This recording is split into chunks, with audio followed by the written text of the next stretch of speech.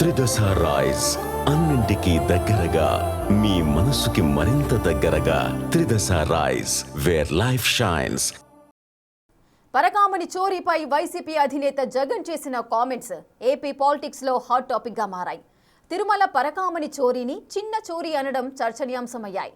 జగన్ వ్యాఖ్యలు దొంగలను సమర్థిస్తున్నాయంటూ కూటమి పార్టీలు దుమ్మెత్తిపోస్తున్నాయి. బయట ఆలయాల్లో జరిగిన చోరీతో తిరుమల శ్రీవారి ఆలయంలో జరిగిన చోరీని పోల్చడంపై తీవ్ర వివాదం రేగుతోందట. జగన్ కామెంట్స్ ఎటువైపు దారితీస్తాయి? ఈ వ్యాఖ్యలు వైసీపీకి మరింత నష్టం చేకూరుస్తాయా? తిరుమల పరకామణి చోరీ కేసుపై వైసీపీ అధినేత జగన్ చేసిన కామెంట్స్ తీవ్ర చర్చకు దారితీస్తున్నాయి. తిరుమల పరకామణి చోరీని చిన్న చోరీ అన్న జగన్ వ్యాఖ్యలు తీవ్ర దుమారం రేపుతున్నాయట. పరమ పవిత్రమైన శ్రీవారి ఆలయంలో దొంగతనం జరిగిందని చెప్తూనే దేశంలో చాలా ఆలయాల్లో దొంగతనాలు జరుగుతుంటాయని, అలానే తిరుమలలో జరిగిందనే విధంగా జగన్ మాట్లాడిన వ్యాఖ్యలు వివాదాస్పదంగా మారాయి. కలియుగ దైవంగా కొలిచే తిరుమల శ్రీవారి పరకామణిలో జరిగిన చోరీని చిన్న చోరీగా జగన్ అభివర్ణించారు. రాజకీయ నేతలు, శ్రీవారి భక్తులు తీవ్ర ఆగ్రహం వ్యక్తం చేస్తున్నారట.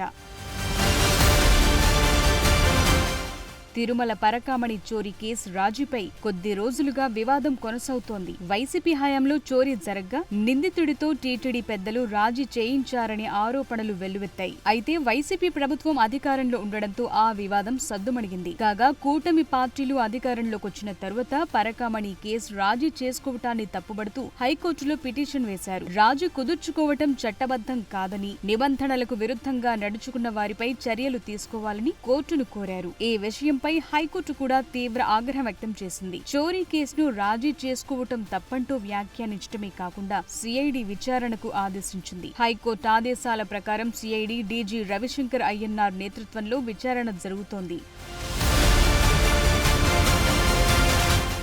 ఓవైపు సిఐడి విచారణ జరుగుతున్న క్రమం, మరోవైపు హైకోర్టులో విచారణ దశలో ఉన్న కేసుపై జగన్ చేసిన వ్యాఖ్యలు సంచలనంగా మారాయి. అదో చిన్న కేసంటూ కేవలం $9 అమెరికన్ చోరీ చేస్తుండగా తమ హయాంలోనే పట్టుకున్నామని, చోరీని తేలిగ్గా చూపే ప్రయత్నం చేయటంపై భక్తులు సోషల్ మీడియాలో దుమ్మెత్తిపోస్తున్నారు. అంతేకాకుండా $72,000 విలువైన డబ్బు చోరీ జరిగితే దొంగ ప్రాయశ్చిత్తంగా 14 కోట్లు విలువైన ఆస్తులను స్వామివారికి రాసిచ్చారని జగన్ చెప్పటాన్ని భక్తులు తప్పుబడుతున్నారట. 72,000 విలువైన డాలర్లను దొంగతనం చేసినవాడు 14 కోట్ల ఆస్తులను తిరిగిచ్చాడంటే అతడికి అంత ఆస్తి ఎక్కడ్నుంచొచ్చిందనే విషయంపై విచారణ జరపాలి కదా అనే ప్రశ్నలు ఎదురవుతున్నాయట. చోరీని తక్కువ చేసి చూపటం దొంగలను సమర్థించటమే అవుతుందని భక్తులు మండిపడుతున్నారట. పరమ పవిత్రంగా భావించి శ్రీవారికి సమర్పించుకున్న మొక్కులు, కానుకలు చోరీకి గురైతే చిన్న చోరీ అంటూ దొంగలకు వత్తాసు పలుకుతూ మరో మహాపాపానికి ఒడిగడుతున్నారనే విమర్శలు వ్యక్తమవుతున్నాయట.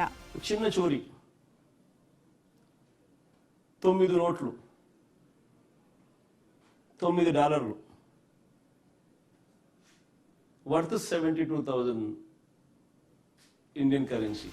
జగన్ చేసిన కామెంట్స్ పై రాజకీయంగానూ విమర్శల వేడి పెరిగింది. దేవదేవుని పరకామణిలో దొంగతనం చేస్తే అదేదో చిన్న దొంగతనమే కదా అని వ్యంగ్యంగా మాట్లాడటం చూస్తుంటే బాధ కలుగుతోందని మంత్రి నారా లోకేష్ వ్యాఖ్యానించారు. దేవుడి దగ్గర దొంగతనం చేస్తే చిన్న దొంగతనం అంటూ మాట్లాడిన జగన్ సంగతి దేవుడే చూసుకుంటాడని లోకేష్ అన్నారు. పరకామణి చోరీని చిన్న తప్పు అనటంపై మంత్రి సవిత ఆగ్రహం వ్యక్తం చేశారు. కలియుగ వెంకటేశ్వరుడి ఆలయంలో చోరీ చేయటమే మహాపాప అని అన్నారు. వెంకన్న ఖజానాలో చోరీ జరిగితే చిన్న చోరీ అంటావా, బుద్ధుందా జగన్ అంటూ బీజేపీ నేతలు ఘాటుగానే విమర్శించారు. 72,000 చోరీ చేసిన వ్యక్తికి 14 కోట్లు ఎలా వచ్చాయో తెలుసా అని ప్రశ్నిస్తున్నారు.